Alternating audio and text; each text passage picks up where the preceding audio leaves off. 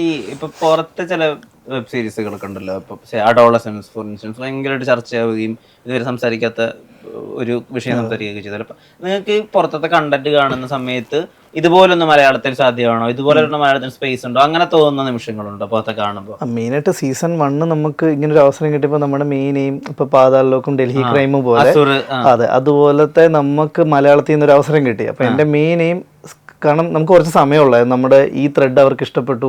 And ഇതാണെങ്കിൽ ഒരു 4 എപ്പിസോഡിലുള്ള കണ്ടന്റുകൾ, അത് നമ്മൾ 6 എപ്പിസോഡ് ആക്കി. അപ്പോൾ നമ്മൾ മെയിനായിട്ട് നോക്കിയത് ക്വാളിറ്റിയാണ്. മെയിനായിട്ട് വിഷ്വലും പ്രൊഡക്ഷൻ ക്വാളിറ്റി ആ ഒരു ഇതിലെത്തണം എന്നായിരുന്നു ഫസ്റ്റ് സീസണിൻ്റെ ഇത്.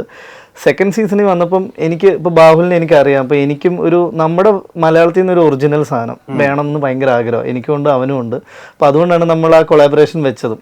അപ്പോൾ ഇത് വെളിയിൽ, നമ്മൾ ഇന്ത്യയുടെ വെളിയിൽ ആലോചിക്കുന്നില്ല, പക്ഷെ ഇന്ത്യയിൽ മൊത്തത്തിൽ ഇപ്പോൾ ഹിന്ദിയിലെ ആൾക്കാരും തമിഴിലെ ആൾക്കാരും എല്ലാം ഇത് കാണുമ്പോൾ ഓക്കെ നമുക്ക് ഇങ്ങനൊരു സാധനം ഉണ്ടല്ലോ എന്നുള്ളത് പറയണം എന്നൊരു, അല്ലെങ്കിൽ ആ റീച്ചിലേക്ക് എത്തണം എന്നൊരു ആഗ്രഹം നമുക്കുണ്ട്, കണ്ടന്റ് എല്ലാം വർക്കായാൽ.